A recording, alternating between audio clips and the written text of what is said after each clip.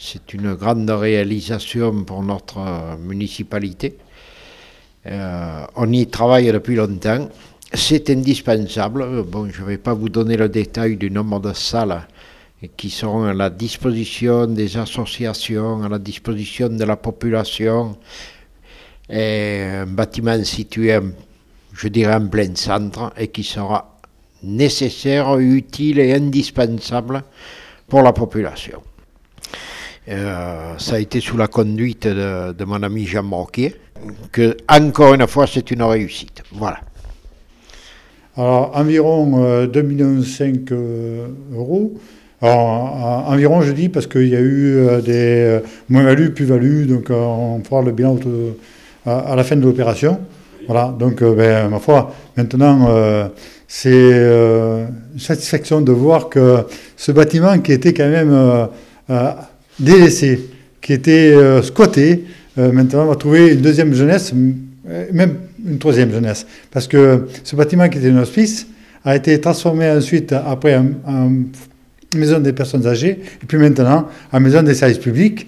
Et ça, c'est une réussite. Voilà. D'accord. On retrouve les services publics, le CCAS, la maison de justice, tous les services vont être un peu regroupés ici, ce qui fait aussi des économies par ailleurs. Tout à fait. Donc ça, c'est un premier objectif. Et le second objectif qu'on s'était donné, c'était aussi de permettre aux Brignolais d'utiliser pour leur manifestation de famille une salle, de mettre à disposition une salle avec un espace vestiaire, un espace cuisine et un espace de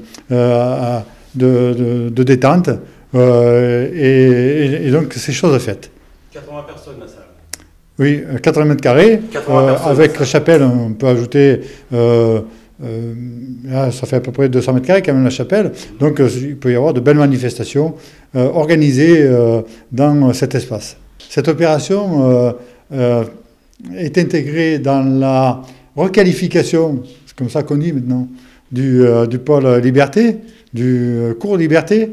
Donc, c'est un premier élément qui va se poursuivre avec maintenant une deuxième phase, je dirais, par la mise en place d'un cinéma qui va se trouver juste derrière nous.